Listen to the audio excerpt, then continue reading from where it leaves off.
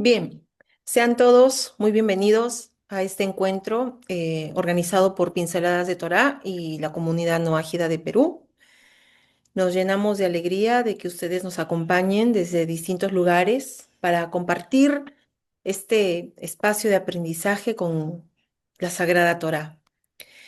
Agradecemos, por supuesto, en primer lugar a Hashem, el creador de los cielos y de la tierra, el Rey del Universo, por concedernos vida, salud y la oportunidad de reunirnos una vez más alrededor del estudio y del conocimiento. Le rogamos a Shen que abra nuestros corazones para comprender mejor su voluntad y que podamos transformar lo aprendido en acciones concretas que nos ayuden a construir una vida más íntegra, una vida íntegra, responsable y sensible hacia nuestro prójimo. Por supuesto, agradecemos también al rabino Daniel Nachman Ben Sion, quien con su generosidad que siempre lo caracteriza, ha aceptado nuevamente compartir con nosotros esta importante enseñanza titulada El ayuno del mes de Tamuz. Así que, rabino, gracias por dedicar su tiempo y conocimiento y, por supuesto, su experiencia para guiarnos en el entendimiento de un tema que nos invita a reflexionar. Queremos saludar también en esta oportunidad a la señorita Ana Hernández y a toda la audiencia de Enlace No Ágida, Enlace Radio No Ágida. Muchas gracias por acompañarnos y por ser un puente para que estas enseñanzas lleguen a más personas. Reciban desde Perú un fraternal abrazo. Y bueno, sin más preámbulos, los invitamos a escuchar con el corazón y la mente esta valiosa enseñanza. Estamos seguros que será una buena oportunidad de aprender una vez más. Así que, sin más que decir, Rabino, lo escuchamos. Gracias, Delcy. Bueno, Shalom Latinoamérica. Buenas noches, en especial a los miembros de la comunidad Nueva de Perú, quienes son los anfitriones. Bueno, el día de hoy, bueno, acá en Israel ya es 17 de Tamuz y intuyo que, bueno, en los demás países de Latinoamérica ya anocheció. También es el ayuno del 17 de Tamuz. Son en la fecha, mejor dicho, fecha 17 de Tamuz. ¿Ok? Mañana por la mañana, todas las comunidades judías, ¿ok? Tanto aquí en Israel como en la diáspora, vamos a estar en un día de ayuno, desde el amanecer hasta el anochecer. Y ese es el ayuno del 17 de Tammuz. Entonces, es una práctica judía, netamente judía, ¿ok? Pero yo quiero enseñarles aquí, dado que nos estamos dirigiendo a un público en su gran mayoría no ajida, ¿qué enseñanza podemos nosotros eh, adquirir, o en este caso dilucidar aquí, con respecto a este ayuno del día del 17 de Tammuz? Entonces, antes de iniciar, quiero dedicar este shiur para que sea el Ishmat, para la elevación del alma, mismo los aprecio de datos y cuando libraj. Se llena, se ven en entonces comenzamos. Segunda imagen, por favor. Vamos a ver un poco de calendario, acá el calendario hebreo. Nosotros tenemos en nuestro calendario eh, algunos ayunos que son llamados ayunos públicos. Se llama así, hay todo un tratado en el Talmud, que es este de aquí, que se llama Masejet Ta'anit, que nos habla del ayuno. Realmente son leyes de duelo. Y según el Talmud, tenemos un ayuno que es de Torah y 5 ayunos que son proféticos, que están en el Tanaj. El primer ayuno es el ayuno de Yom Kippur, el día de la expiación, que es un ayuno completo. Luego voy a explicar cuál es la diferencia entre completo y corto. Es el día 10 de Tishrei, hoy no vamos a hablar de eso. En el número 2 tenemos un ayuno, se llama Tzom, Shiva Saga de Tamuz, o Tzom 17 del mes de Tamuz. La fecha misma lo dice, es el 17 del mes de Tamuz de cada año. Tercero tenemos el Tzom del 9 de Av, o Tisha B'Av en hebreo. Aquí nosotros conmemoramos la destrucción de, de ambos templos en realidad. El primer templo que fue construido por Shlomo y destruido por los babilonios.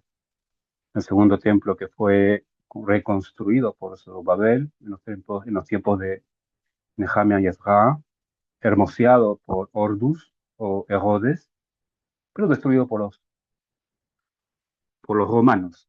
Ambos templos fueron destruidos el mismo día, Tisha B'Av. Tenemos el cuarto, el Tzom Gedalia, no menciona también en conmemoración a lo que le sucedió a Gedalia ben Ahikam, que fue la última autoridad en la época de los babilonios, asesinado en un banquete que hubo por Rosh Hashanah. El fin de la, digamos así, que hubo una autoridad judía al frente del pueblo judío, desde allí ya pasó todo a manos de los babilonios. También nos relacionamos. Ese es el 3 de Tishrei. En realidad deberíamos accionar el Rosh Hashanah, pero dado que Rosh Hashanah es una festividad, es un Yom Tov y está prohibido mostrar tristeza, okay, en días de Shabbat y en días de, en este caso de Yom Tov, nosotros se pospone. En este caso se pospone dado que Rosh Hashanah dura 2 días, el 1 y el 2 de Tishrei, nosotros ayudamos el 3. Pero históricamente eso sucedió en Rosh Hashanah, hay que aclarar.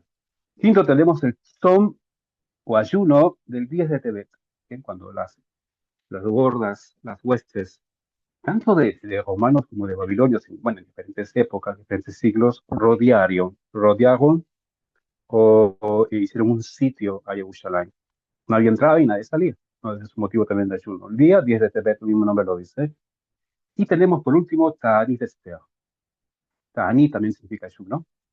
Ese es el ayuno que nosotros hacemos en vísperas de la festividad más linda, más hermosa, más divertida, sobre todo para nuestros pequeños, que es la festividad de Purim. Sabemos que Purim es el 14 de Adar, nosotros estamos ayudando un día antes, en la víspera, que es el 13 de Adar.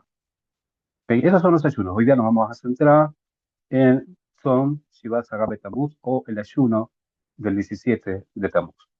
Ahora, muy bien. De manera de introducción, siguiente imagen, por favor, quiero enseñarles cuál es la diferencia, seguro habrán podido notar, cuál es la diferencia entre un Tzom y cuál es la diferencia entre un Ta'anit.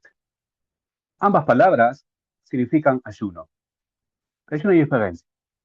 El Tzom es el ayuno que nosotros tenemos por las diferentes cosas trágicas que ocurrieron antes de la destrucción del Bet HaMikdash del templo, o en el caso del 9 de Av, que es un ayuno también, en el mismo día que fue la destrucción. Una manera de nosotros de prepararnos. Entonces estamos constantemente pensando, haciendo duelo, nos dolemos por haber perdido el mérito de tener el Bet HaMikdash en Jerusalén. Entonces ahí tenemos, por ejemplo, el ayuno del 16 de Tammuz, del que vamos a hablar. Está el son de Dalia también, pensando en el templo. También el son del 10 de Tebet, ¿okay? Jerusalén fue sitiada. Y el central es el ayuno del 9 de Av, Tisha B'Av, el día más triste de nuestro calendario. Ese es un son. Pensamos en el Bet HaMikdash. Hacemos duelo por la falta del Bet HaMikdash. Pedimos a Hashem que nos perdone, ¿okay? De todos los eventos trágicos que nos sucedió por nuestra culpa, por habernos alejado de la Torah, etcétera. Y nosotros aquí pedimos la reconstrucción del Bet HaMikdash que se pronto en nuestros días, obviamente con la venida del Mashiach. Pero ese es un son, que la mente está en las cosas que sucedieron alrededor de todo el tema que corresponde al Bet HaMikdash y su ausencia hoy en día. En cambio, un Ta'anit no es por el templo, ¿okay? Son por otras razones, ¿okay? O razones específicas. Por ejemplo, Esther, el Ta'anit Esther, el ayuno de Esther, es por la razón en la cual nosotros, bueno, recuerda, bueno, el ayuno que tuvo Esther antes de presentarse a Hashverosh. Nuevamente, aunque el día siguiente, que es Purim, es un día de festividad, de alegría, nosotros un día antes pedimos perdón a Hashem a lo que nos llevó a Purim. Porque si nosotros hubiéramos hecho las cosas correctamente, no se hubiera levantado Amán el malvado para que haga destruido. Toda la colectividad judía, sabemos lo que le pasó allá en Shushan, en Persia, se estaban asimilando al estilo de vida de los persas. Por lo tanto, nosotros, los sabios, decretaron un Ta'anit. Es un ayuno que no tiene nada que ver con el templo, es algo específico. Otro ejemplo, no lo he puesto en la lista anterior porque no es un ayuno público, es un ayuno específico, se llama Ta'anit Behorot. Ta'anit Behorot significa el ayuno de los primogénitos. No es público porque no todo el público judío es primogénito, ¿ok? Que solamente, bueno, el hijo único perdón, el primogénito es el primer hijo, el que abre una matriz. Ellos son los que están llamados a ayunar, ¿no? En previo o vísperas de la festividad de Pesaj. Entonces, en lo personal, yo soy Bejor, soy un primogénito, a mí me toca ayunar cada víspera de Pesaj. Entonces, todos los primogénitos ayunamos ese día. No es público, o sea, no todo el mundo va a ayunar, específicamente a los primogénitos. Y esa es la razón. No tiene nada que ver con el templo, tiene que ver, ¿no?, con agradecer al Eterno de que Él saltió las casas de nuestro pueblo para solamente herir a muerte a los primogénitos de los mitzil, de los egipcios, no en este caso a nuestro pueblo. Y eso nosotros agradecemos y ayunamos por ello, en forma de agradecimiento. Y en realidad también hay otros tipos de ayunos que cada comunidad judía en cada país, eso tiene que ponerse de acuerdo. Una ciudad, por ejemplo, cada ciudad tiene un rabino principal. Hay un rabino principal en la ciudad de Lima, hay un rabino principal en Bogotá, hay un rabino principal en Ciudad de México, etcétera. Entonces, ellos decretan por ver el gobierno, una situación, una peste, una guerra, una enfermedad, una persecución antisemita es muy fuerte contra la comunidad, el rabino puede decretar un ta'anit, un ayuno específico por ese día. De la misma manera, cada judío también puede decretar un ta'anit, ¿no?, propio, ¿ok?, personal, particular, si quiere acercarse, ¿no?, en Teshuvah, en arrepentimiento al Eterno. Por lo tanto, él mismo se autopone, eh, no sé si se autopone o autodecreta para sí mismo, a ayunar en un día. ¿Ok? Entonces, esa es la diferencia entre son y ta'anim, aunque ambas palabras significan lo mismo, ayuno. Siguiente imagen. Con respecto a la duración del ayuno, tenemos dos tipos. O sea, ya vimos, ¿no? El son, ta'anit, uno depende del templo, los otros de otras razones específicas, particulares. Pero en cambio, con respecto a la duración, de lo cuánto va a durar, ¿no?, en el tiempo el ayuno, nosotros tenemos dos tipos de ayuno. El ayuno malé, ¿ok?, y el ayuno katzá. La palabra malé significa completo. Esto quiere decir que el judío, ¿ok?, va a ayunar desde el anochecer del día. Sabemos muy bien que el día hebreo comienza al anochecer y termina al anochecer, a diferencia de los pueblos gentiles que cuentan el día como inicio a la medianoche hasta la otra medianoche. Nosotros no. Apenas se oculta el sol, para nosotros es un nuevo día. Entonces, apenas se oculta el sol, aparecen las tres estrellas, ¿ok?, comienza el ayuno y va a terminar justamente hasta el otro día con la salida nuevamente de las tres estrellas. Entonces, ese rango de tiempo que normalmente son 24 horas y unos cuantos minutos más, a veces hasta 25 horas, depende del país, eso es un ayuno malé, es un ayuno completo. En cambio, un ayuno katzá, que significa corto, significa que vamos a ayunar desde el amanecer hasta el anochecer de ese día. En estos momentos, como les dije al inicio, ya es 17 estamos, pero yo no estoy ayunando. Bueno, yo voy a ayunar a las 4:20 de la mañana, hora de Israel, que comience el ayuno. Y ese tiempo es de las mañanas, es un tiempo alágico, se llama Alot HaShachar, desde que es el amanecer, específicamente para Beersheba, es 4:20 de la mañana. ¿Okay? Si ustedes quieren saber a qué hora comienza, tienen que consultar al rabino de su ciudad, porque el tiempo, eso tiene mucha variación dependiendo de la latitud donde uno se encuentra, dependiendo de la estación, ¿okay?, del año. No sabemos que los días de invierno, los días son más cortos y las noches son más largas, o los días de verano viceversa, ¿no? Los días de verano, los días son más largos y las noches son más cortas. Entonces yo decirles una hora, el ayuno comienza en tu país, que estará mintiendo, porque no sé si es exacta, y eso tiene que consultarlo a su rabino local. Cada ciudad tiene sus propios horarios. No es el mismo horario, por ejemplo, aquí en Israel, a pesar que es un país muy pequeño, el tiempo del inicio del ayuno no es lo mismo que Jerusalén, que Beersheba, que es la ciudad de yo radico. Tampoco es lo mismo sería en Hebrón, o lo mismo en Haifa, o en Tel Aviv, o en Eilat. Cada una de estas ciudades tiene su propio rabinato y decretan, ¿no? A esta hora comienza, a esta hora es la lota sacra de esta ciudad. Decretaron que este año es 4:20 de la mañana en todo Beersheba. Vamos a ayunar hasta el anochecer, hasta, en este caso, aquí en Beersheba, hasta las 8 de la noche con 8 minutos. Ese es el tiempo que nosotros vamos a ayunar. Entonces tenemos nuevamente, ¿ok? Para aclarar esto, el malé que es completo de anochecer a anochecer, y tenemos los ayunos katzar, que son los ayunos cortos, desde el amanecer del día hasta el anochecer o la finalización de aquel día.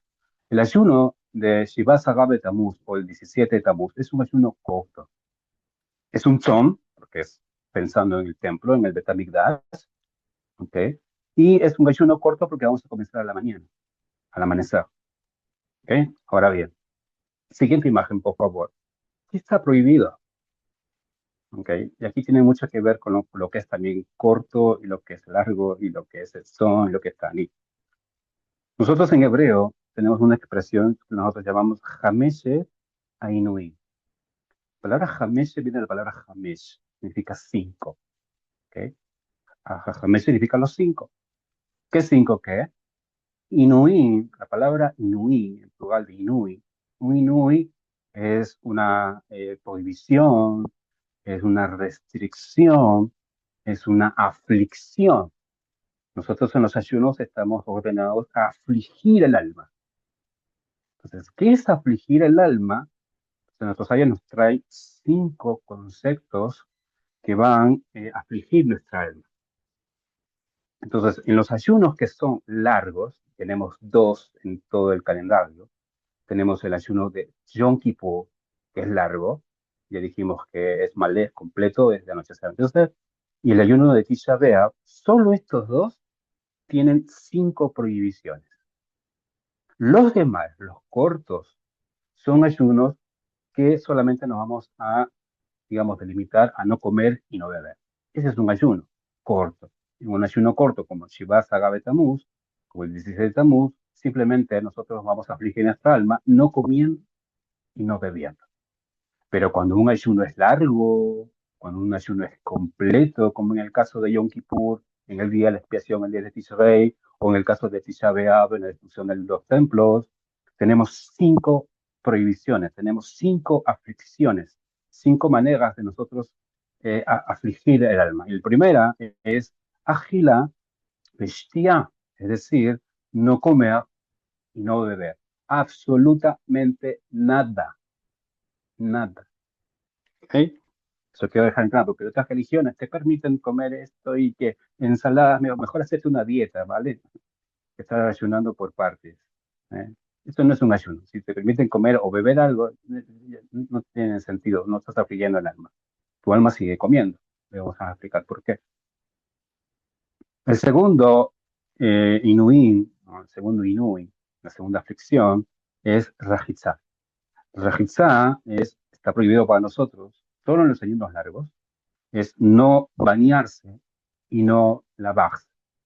En lo personal, yo te puedo soportar todos los cinco si querés, aunque de los cinco el que más me cuesta a mí es justamente no bañarme y no asearme, no hacer un aseo personal. Está prohibido todo, desde lavarse la boca por la mañana, ok, con pasta dentrífica, no bañarse, para mí es incómodo, y más que este ayuno por ejemplo, en el caso de Tisha B'Av, que es completo, es en pleno verano. De verdad es una aflicción, esa es la mayor aflicción. Tercero tenemos la sijá. Sijá está prohibido que nos untemos con cremas, con aceites, que nos coloquemos perfume, con ungüentos, está prohibido, se llama sijá. Nuevamente, ese es un ayuno completo. En, en el caso del 16 de Tamuz, si no se nos permite, o Hashem. Otro es Neilat Sandal, es decir, está prohibido calzar para redundancia, calzado de cuero, que sea en sandalias o en zapatos, está prohibido calzar el cuero. El motivo es que andan antes, solo las personas pudientes tenían acceso a tener sandalias o zapatos de cuero. Era un símbolo de cierto estatus, ¿ok? Adquisitivo. A nosotros se nos prohíbe aquel día. Andamos descalzos, ¿ok? O usamos unos tipos de sandalias que no sean a base de cuero, o unas zapatillas, unas alpargatas, etcétera. Y por último, el Tashmit Amita. Tashmit Amita significa relaciones íntimas, que las relaciones sexuales entre una pareja. Eso también se prohíbe. Obviamente, es un placer en el cual es una manera también de afligir al alma. Nuevamente, de estas cinco prohibiciones, mejor dicho, son para el ayuno de Yom Kippur y el ayuno de Tisha B'Av. En los demás ayunos solamente se nos prohíbe agilá be'eshtía, comer y beber, nada más. Lo demás sí se puede, sí está permitido. Ahora, ¿por qué? Para entender esto, hay que entender el concepto de ayuno. En el concepto de ayuno, el objetivo principal de los días de ayuno es el proceso, como hemos pasado, es el proceso, el de hacer teshuva, el retorno a Dios, el arrepentimiento. Entonces nosotros nos concientizamos, debemos concientizarnos en cuanto a las condiciones que provocaron las tragedias por las cuales estamos ayunando, que ocurrieron en dichas fechas, ¿no? Y su necesidad. Y sobre todo es para que nosotros podamos meditar y saber que nosotros somos un cuerpo con alma o diferenciar si somos un alma con cuerpo. A muchos nos cuesta. En el pensamiento hasídico, en el pensamiento judío, es que nosotros en realidad somos alma con un cuerpo. Nuestra esencia es el alma.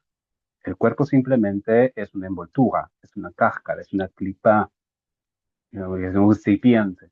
Yo soy un alma que tiene un cuerpo, pero en cambio para otros son más cuerpo que alma. El alma es secundario y para ellos es satisfacer todo lo que su cuerpo solicita. Entonces, cuando llega un día de ayuno, como el de Shiva Agabe Tammuz, que se nos prohíbe, por ejemplo, agilar, bishtiar, que nos prohíbe comer y beber, cuando yo tengo esa necesidad de comer, es el momento preciso para yo meditar, oh, eso es lo que yo soy. O sea, eso es lo que yo soy. Ya, yo necesito comer, yo soy el sándwich que me voy a comer en el desayuno, yo soy el almuerzo, yo soy la cena. Sin esto yo no vivo, ¿ok? No puedo desarrollarme, ¿no? Y lo mismo con las otras, ¿no? Yo, cuando hay la necesidad de querer bañar o colocarse ungüentos, cremas, desodorante, en verdad soy eso, o sea, yo priorizo, en este caso, la belleza física, mi cuerpo, mimarlo, ¿no? Yo soy un alma, y ahí es donde yo empezar. Nuevamente, si yo tengo las ganas de estar con mi pareja, ok, yo soy eso. O sea, yo solamente mi vida está simplemente para dar placer y obtener placer. No, yo soy un alma. ¿En qué baso yo, en dónde yo puedo ubicar mi verdadero placer? Entonces, estas cinco prohibiciones, estas Hamesh Inuim que nos da Jamín y nos da la Torah, justamente es para que nosotros podamos concientizarnos de que somos una alma y afligimos esa alma para que el cuerpo entienda que la prioridad es satisfacer los deseos del alma y no los deseos del cuerpo. Y en lugar de estar pensando en comida, en lugar de estar pensando en maquillarme, o en lugar de estar pensando yo de tener relaciones íntimas o de comer y de beber, ¿okay? Yo estoy metido en el rezo, en la meditación, en el estudio de Torah, etcétera, etcétera, que estoy alimentando mi alma en aquel momento.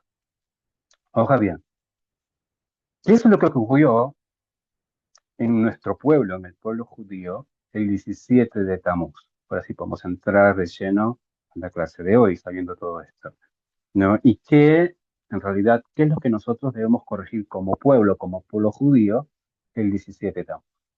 Siguiente imagen, imagen número 6, vamos a ver las razones históricas que tiene el pueblo judío para ayunar este día.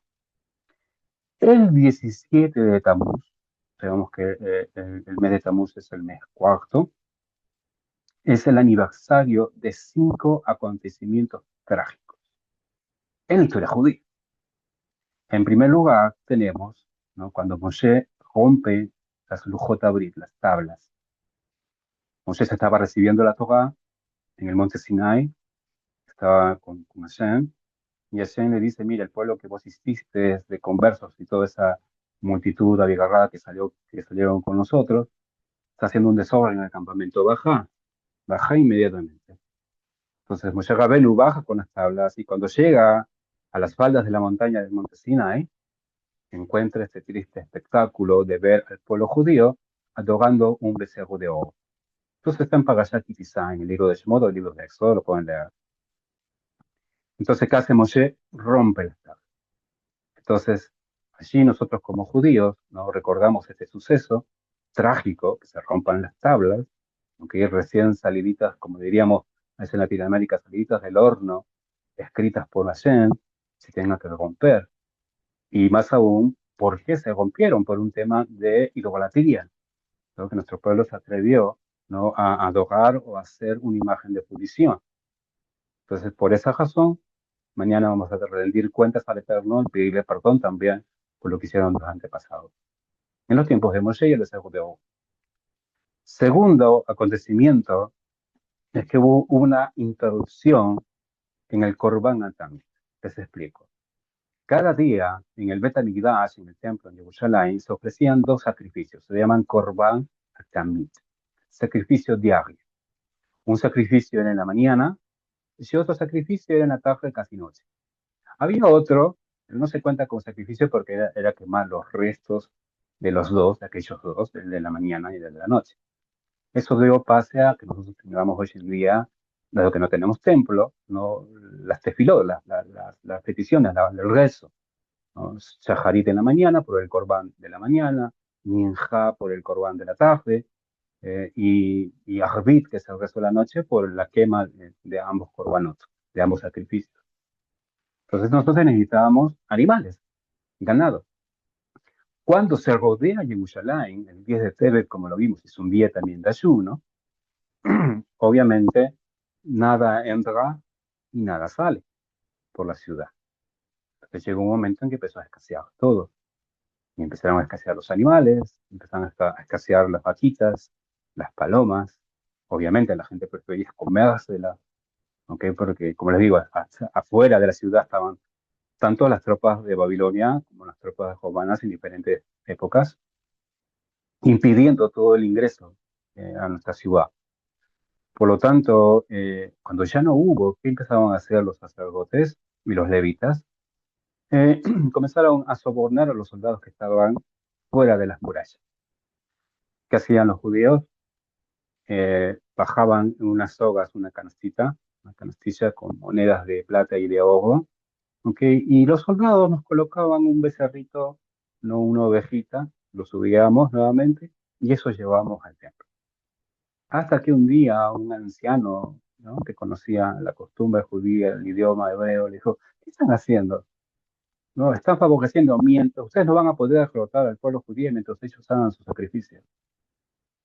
Corten ese sacrificio y van a ver que Hashem no va a estar con ellos. Entonces sucedió que la mañana siguiente, cuando era el Corbán de la mañana, nuevamente bajaron una canastilla con monedas de oro para adquirir una nueva ovejita.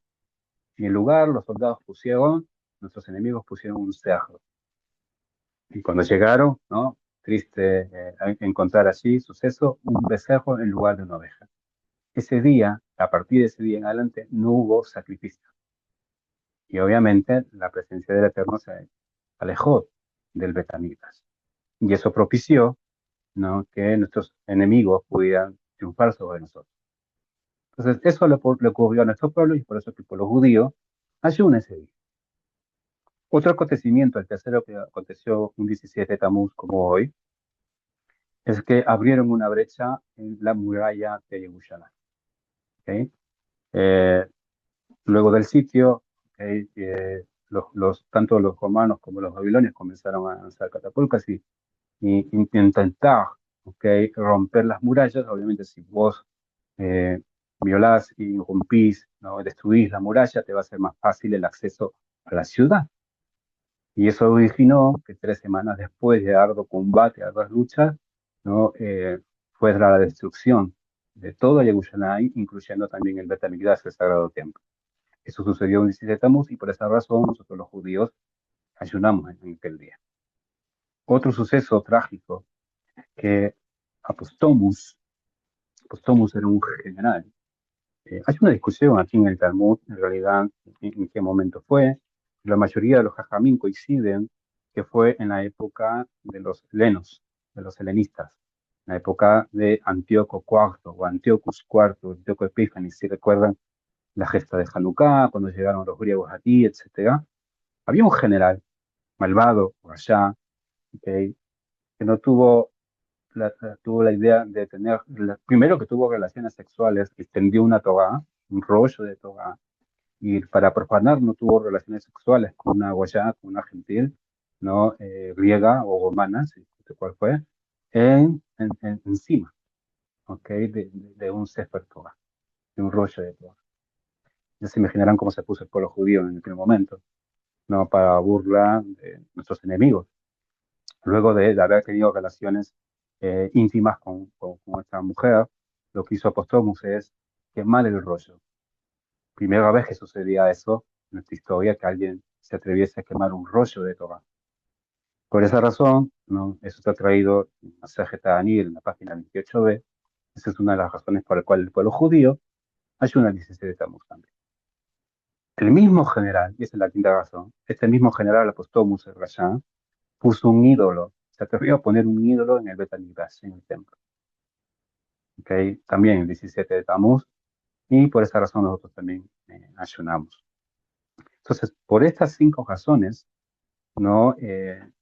Nosotros, el pueblo judío, vamos a ayunar esta mañana. Eh, Obviamente hay enseñanzas de cada una de ellas. ¿Ok? No es mi intención traer cuál es la enseñanza en romper las tablas, en la introducción del Corbán, en lo que hizo Apostol Musa Rasha, que es un hombre abogado, o el colocar un ídolo del templo. En el rezo de este ayuno, en el Siddur, ¿okay? El Siddur es un libro de oraciones que nosotros tenemos. Hay una parte, obviamente, cuando es ayuno, nosotros tenemos, es más largo el rezo, y en el resto de la mañana nosotros damos mucho hincapié a lo que fue de las cinco, ¿okay? De las cinco cosas trágicas que sucedieron en nuestra historia. Nosotros en el rezo evocamos lo que fue la abertura, esa brecha, ese rompimiento, esa destrucción de una brecha de la muralla de Jerusalén. Ahí nosotros damos hincapié, nos extendemos en esto. Y justamente eso es lo que quiero traer, vamos a analizar lo que significa esta brecha, lo que significa la muralla, ¿no? En este caso. Siguiente imagen, por favor, imagen número 7. Gracias. Como les digo, vamos a analizar uno de estos acontecimientos, ¿no? De la brecha de la muralla de Yerushalayim, y vamos a ver qué representa Yerushalayim, qué representa su muralla y sobre todo la brecha, ¿no? Tanto en un nivel conceptual y un nivel netamente personal, para que nosotros podamos meditar en el momento del ayuno. Y una enseñanza que también nos va a ayudar en nuestro crecimiento espiritual y en nuestro servicio al Creador. La palabra Yerushalayim, bueno, antes que eso, sabemos muy bien lo que es una muralla. Quiero hablar primero de la muralla y después hablar de Yerushalayim. Nosotros tenemos varias ciudades aquí en Israel hasta el día de hoy, ciudades que están fortificadas con murallas, ¿no? En Hebrón, en Akko, aquí mismo en Beersheba, okay, sobre todo en Jerusalén hasta el día de hoy. Hay ciudades también en Europa que mantienen aún sus murallas, o en Asia, o la gran muralla china. Sabemos que una muralla, hay dos maneras de ver una muralla, ¿cierto? Uno lo puede ver quizás a la muralla como algo que te va a proteger, está a tu alrededor para proteger, ¿no? Se colocaban murallas alrededor de ciudades para proteger la ciudad, pero también uno puede ver la muralla quizás como un límite, que hay límites, o sea, algo que te encierra. Es muy diferente de la muralla china que la muralla de un gueto. Por ejemplo, el gueto de Varsovia cuando prohibían o impedían a los judíos salir a las ciudades de los alemanes, ¿no? La muralla enclaustraba a la persona dentro, impidiéndole salir. Sabemos que las murallas mayormente están hechas para proteger. Y eso es lo que uno tiene que ver como protección. Nosotros tenemos que ponernos murallas a nuestro alrededor. De la misma manera como hay murallas que es para proteger, y estas murallas, a lo largo de todo el recorrido del perímetro de las murallas, hay puertas, hay portones. Y estos portones son para tanto permitir el ingreso de lo exterior a la ciudad, como también permitir, ¿no? La salida de las cosas de la ciudad hacia el exterior, como también impedir cosas que el exterior ingresen a la ciudad e impedir también cosas que de la ciudad salgan al exterior. Por lo tanto, nosotros tenemos que es necesario colocar murallas. ¿Por qué? Porque hay cosas externas, ¿no? Esta sociedad tiene valores, tiene creencias, tiene ideologías, tiene principios, entre comillas, ¿ok? Que son ajenos totalmente a la Torá, a lo que la Torá nos insta, a lo que la Torá nos enseña, lo que la Torá nos ordena. Por lo tanto, hay que saber, ¿no? A través de nuestros portones, que justamente son los ojos, que es la boca, que son los oídos, todas esas cosas, esos valores o antivalores, impedir que ingresen a la ciudad, en este caso a nuestra vida. De la misma manera, todas las cosas que están en nuestra vida al exterior. ¿Hay cosas positivas afuera en el exterior? Claro que sí. Y esas cosas, bienvenidos que puedan ingresar. Por ejemplo, con respecto al idioma, ¿ok? Yo a través del idioma, sabiendo el idioma español, el portugués, yo puedo enseñar Torah, no necesariamente con relación a Kodesh, con el hebreo, ¿ok? Que es el idioma de nuestro pueblo. Yo puedo enseñar Torah usando el español, usando el portugués, el alemán, el inglés, etcétera. Entonces, ese es un valor, algo externo a nuestro pueblo judío. Por lo tanto, que pueda, bienvenido, que ingrese. Lo mismo sucede, por ejemplo, hoy día con lo que es la tecnología.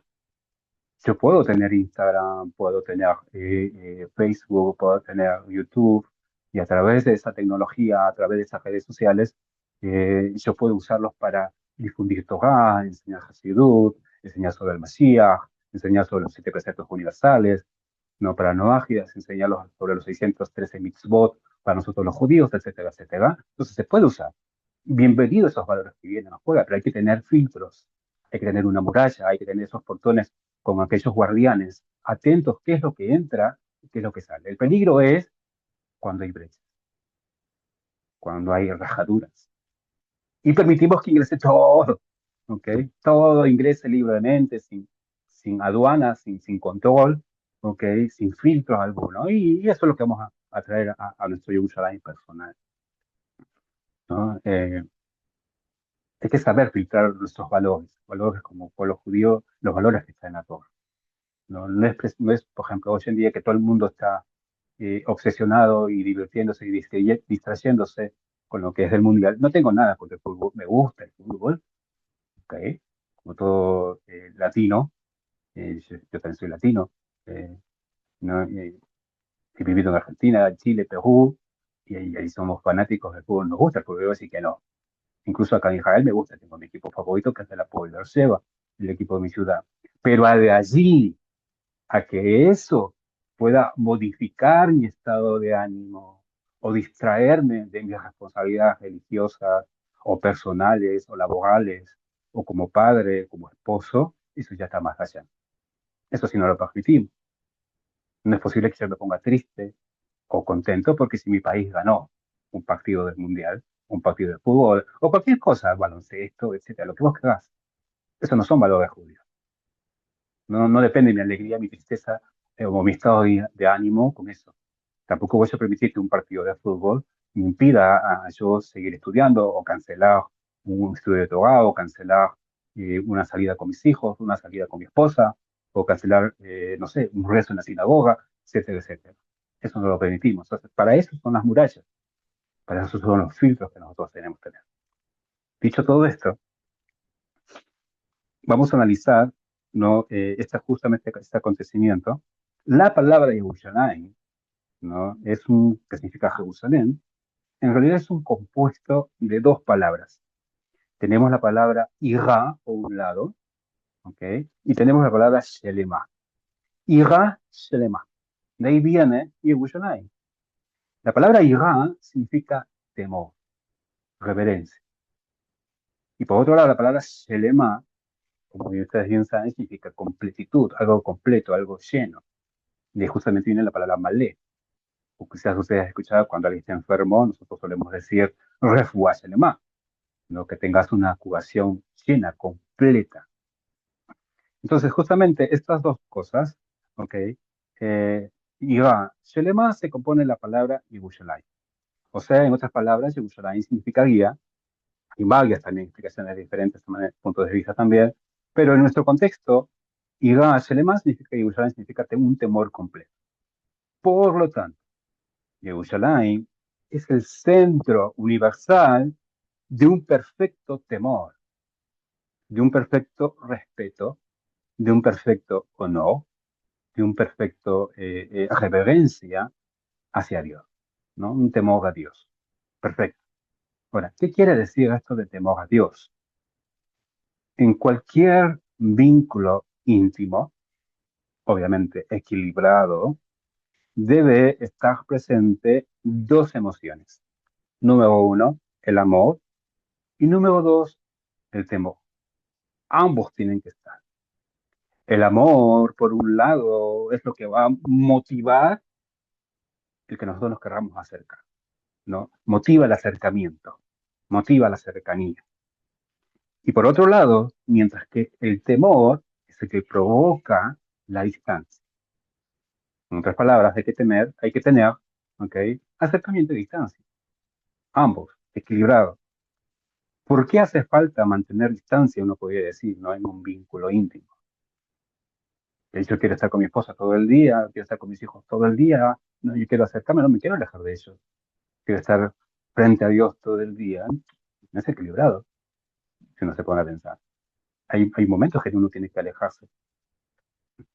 La distancia, en realidad, Hasidut enseña que la distancia ayuda justamente a mantener el respeto, ya que demasiada proximidad, demasiado acercamiento, ¿ok? En exceso, demasiada familiarización, ¿ok?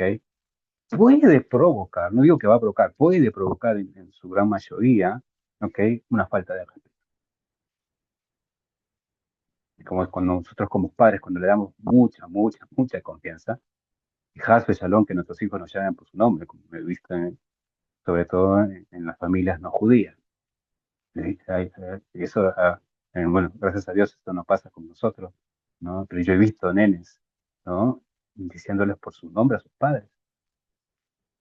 Nos tenemos bien claro, Abba y Ima, papá y mamá, ¿ok? Pero de allí llamarle por su nombre, wow. ¿Y por qué sucedió? Porque teníamos mucha proximidad. Y eso motivó una falta de respeto. Y eso eventualmente va a deteriorar más bien el vínculo. Siguiente imagen, por favor. Vamos a ver los niveles, porque estamos hablando del temor, del ira. Hasidut nos enseña que existen tres niveles, que en las enseñanzas hasídicas nos enseñan que hay tres niveles diferentes de temor. Por un lado, tenemos el temor al castigo. O sea, no lo hago porque temo, no sé, que un rayo me caiga encima, que me vaya mal en el laburo, que no tenga parnasá, que me pueda enfermar. ¿Ok? Hay temor al castigo. No digo que está bien, pero tampoco digo que está mal. ¿Ok? Es un nivel. Tenemos una manera de relacionarnos con Hashem y también con el prójimo. Es temor al castigo. El segundo nivel, un poco más elevado, es el temor a perjudicar el vínculo. Y el tercer nivel, que es el más elevado de todos, es temor a agredir o defraudar al otro.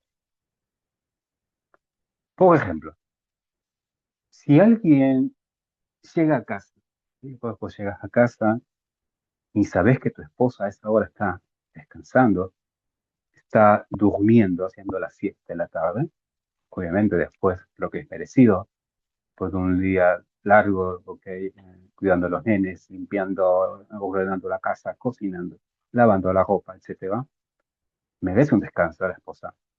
Entonces después llegas a casa y uno se cuida, okay, de no hacer ruido con la puerta, ni siquiera con la llave. Entramos de puntillas, aunque a la casa, verificando en qué habitación está, si todo está ordenado, okay. Si hay que calentarse la comida, la calentamos abriendo la cocina en la orilla, que sin mucho ruido, okay. Apagamos el teléfono, qué sé yo. No queremos despertar a la esposa.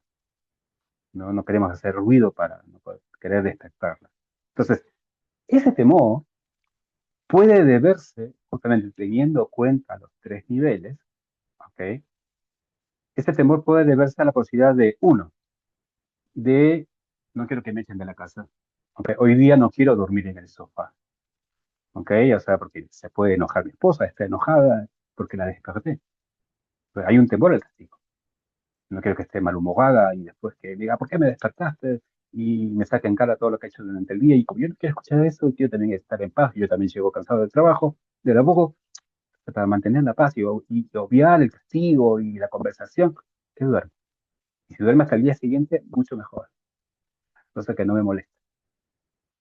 Lo segundo es que yo no quiero despertarla porque el vínculo se puede debilitar, ya sea por la falta de consideración, porque la mujer puede tomarlo como una falta de consideración.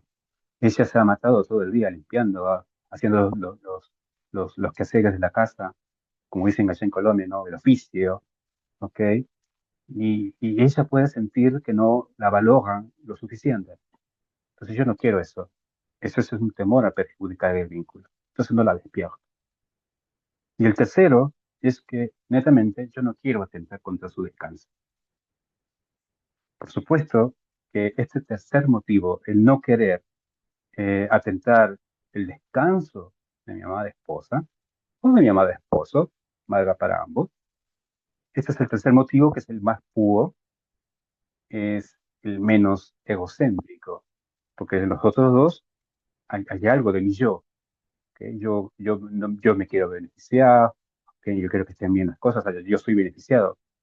Pero en el tercero, no es para nada egocéntrico. Aquí no está mi yo personal. Es netamente ella, ¿ok? Mi prójimo, mi esposa en este caso.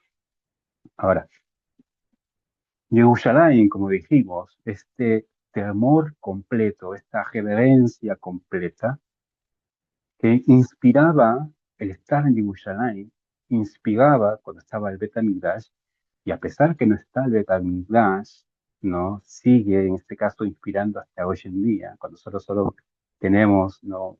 Un cótel, ¿no? Un muro, conocido como el muro occidental o muro de los lamentos. ¿Ok? Cualquier persona que venga a Yerushalayim, justamente la directora de Pinceladas de Torah en Perú, Delcy, estuvo en Yerushalayim.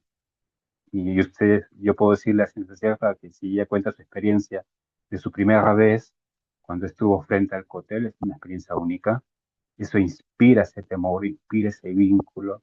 A pesar que uno podía decir, bueno, pues si son tan unas cuantas murallas de piedras apiladas, se siente. Y eso, ahora, si eso sentimos hoy en día, con el cótel, imagínate cuando estaba todo el templo, todo el Betamigdash, y podías ingresar y ver a los Kohanim, a los sacerdotes, al Kohen Gadol, al sumo sacerdote, a los levitas cantando y los sacrificios, y el humo y la fiesta, todo eso inspiraba mucho más. Entonces, Yerushalayim, en ese temor completo, inspiraba ese tipo de vínculo con Dios, un respeto único, una reverencia única que llevaba a un comportamiento guiado no solo por el amor, porque solo ya de hecho de ir hasta Yerushalayim, eso ya demuestra mi amor, sino de que no hay un temor, pero no es egocéntrico. Hay un temor de estar wow, y no querer más bien defraudar a Dios. Al menos en lo personal que yo siento cada vez que voy a Yerushalayim para rezar. Me siento tan pequeño, lo veo a ser tan grande que no quiero defraudar.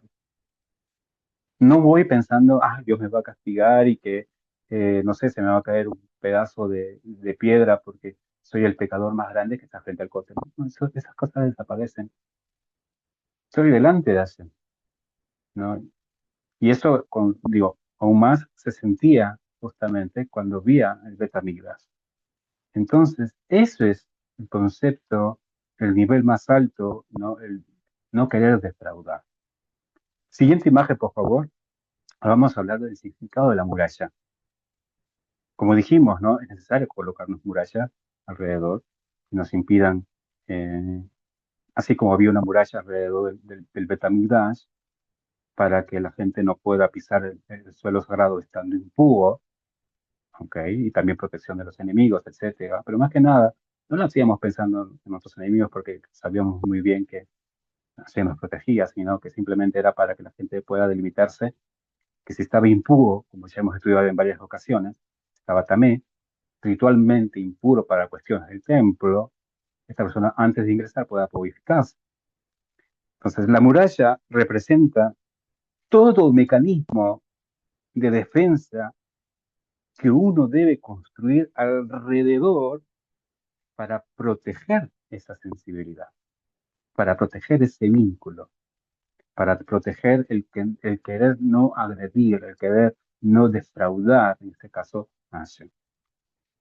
Por lo tanto, la brecha de la muralla representa justamente la violación a ese mecanismo de defensa, que vulnera, ¿no?, esa condición de sensibilidad espiritual. Cuando nosotros tenemos huecos, ¿no?, que hacen filtros, falta de filtro y empieza a ingresar cosas externas a nosotros que no son nuestra esencia, entonces ahí es para encender las alarmas más bien. Por lo tanto, cada uno de nosotros, judíos y no judíos, en realidad, tenemos nuestra propia Yerushalayim personal. En nuestro fuego más íntimo yace una sensibilidad, ¿no?, hacia nuestro origen, hacia nuestra esencia divina. Hay un origen como judío, hay una esencia divina, un rol que yo cumplo como judío. De la misma manera que ustedes tienen un origen, una agilidad, un origen dentro de las 70 naciones, tienen una esencia, tienen un rol, una tarea, y eso no tienen por qué perderlo. Entonces, ¿qué hace? Hace falta defender esa condición.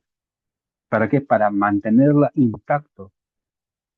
La manera de lograrlo es justamente, Mayota, es a través del estudio de la Torah, es a través de la adherencia a sus preceptos. Las murallas, por ejemplo, están hechas de piedra, y los bloques de piedras son seres inertes, no tienen vida.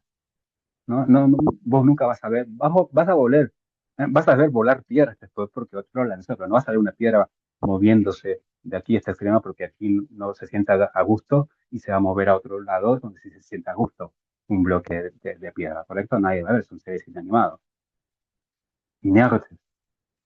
De la misma manera, cuando nosotros nos acercamos a Shen en nuestros primeros, hay que tomar las cosas con esa inercia al principio. Como decimos, nada, haremos y después escucharemos. Hacer las cosas, al menos al principio, por inercia, porque tengo un rol así, y eso era un compromiso. No estar pensando y haciendo cálculos que conviene, no conviene, no. Yo por inercia le sirvo al Eterno. Yo por inercia le temo a Hashem. Yo por inercia quiero servirle a Hashem. Eso significa colocar cada uno de estos bloques, cada uno de estos mecanismos de defensa. Entonces, la Torah, nuestra Torah, es comparada a lo largo de todo el Tanaj, ¿no?, como comparada con un alimento. Y las mitzvot, los preceptos, los mishpatim, los hukim, ¿ok?, que están dentro en la Torah, representa el ropaje, representa esta vestimenta, la ropa. Y ambos, tanto el alimento como la ropa, sirven para qué? Sirven para bien, nutrir al alma y también para protegerla. ¿Eso qué quiere decir? Por ejemplo, mi condición como rabino, mis conversaciones con personas que no son tan observantes de la Torah, ¿ok? Muchas veces escucho la postura, ¿no?, secular, ¿no?, de que, alcanza que es suficiente simplemente con sentirse judío, ¿no? Los famosos judíos de corazón. Sí, ve mi corazón, sí, no hago las mitzvot, pero yo amo a Hashem con mi corazón. Y eso es suficiente. De la misma manera, no ágidas, ¿no? No, Dios conoce mi corazón y yo soy un no ágida de corazón. No me importa los 7 preceptos, ¿qué? Pero yo soy un no ágida de corazón. Lo mismo sucede en el judaísmo, no crean que no. Entonces, hay mucha gente que argumenta esto, ¿no?, que no hace falta cumplir los preceptos para ser un buen judío. Pero viene el 17 de Tamuz y nos enseña que cuando se viola la muralla, en este caso de la religión, de la religiosidad, o la muralla religiosa, se termina poniendo en peligro la propia condición de ser judío, ya que eventualmente cabe preguntarse qué sentido tiene ser judío cuando se rompe esta muralla. Y un argumento secular muy usado justamente para justificación o falso consuelo, como lo suelo llamar, con referente a lo especial que se siente de ser parte del pueblo judío, muchos recurren o apuntan a logros seculares de nuestro pueblo, a logros seculares de otros judíos. Entre todo, lo primero que está, ¿no? Es la que se encuentra es, la cantidad de premios Nobel que hemos ganado en esta historia. Y de eso estoy orgulloso. ¿En serio? ¿En eso basaste orgullo? Sí, es un hecho espectacular. Claro que no. Eso estoy seguro, ¿no? Seguro que sí. ¿Es un motivo de orgullo para nuestro pueblo? Obvio. No, no digo que no. Pero, ¿qué tiene que ver eso conmigo? ¿Qué tiene que ver eso en mi condición de ser judío? En otras palabras, es decir, si me identifico como judío, ¿eso quiere decir que tengo más posibilidades de ganar un premio Nobel? Obviamente que no. Además, ¿qué es lo que me une al judío que ganó un premio Nobel con aquellos que nunca van a lograrlo? En realidad, es el compromiso común que nosotros adquirimos, que hemos asumido al pie del monte Sinai, lo que nos une y nos ha identificado como ser verdaderos judíos. Pero una vez que se rompe esta muralla protectora, queda todo desarticulado, queda todo vulnerable. Entonces, mi imagen, por favor. Y hay más, o sea, ya pueden, no, otros están orgullosos de la tierra en sí, otros están orgullosos del ejército que tenemos, la aviación, y el equipado Barcel, la cúpula de hierro, sí, Baruch Hashem.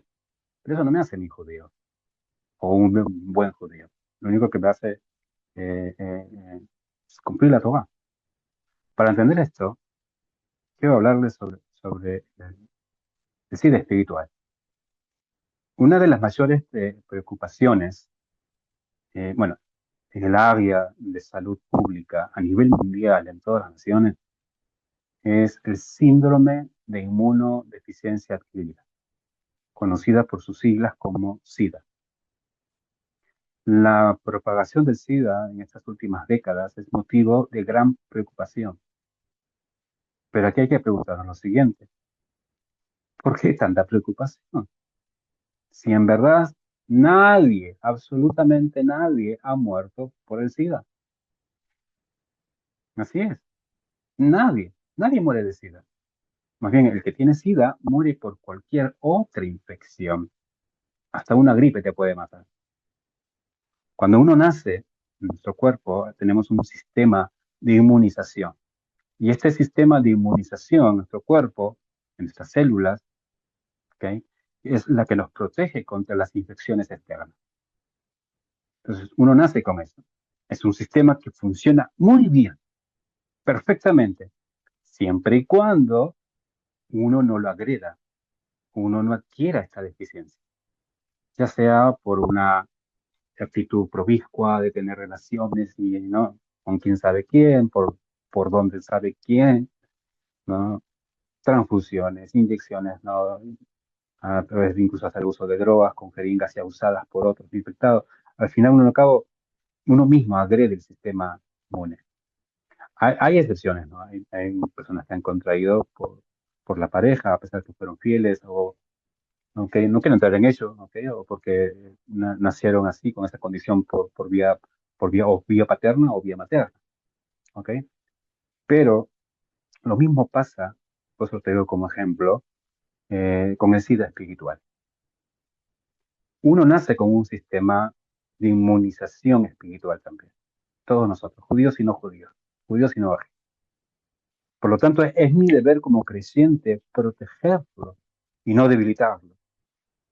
Nadie va a morir de SIDA espiritual, pero lo que puede, el que padece, queda vulnerable, quedas expuesto, ¿no?, ante cualquier amenaza externa de este mundo.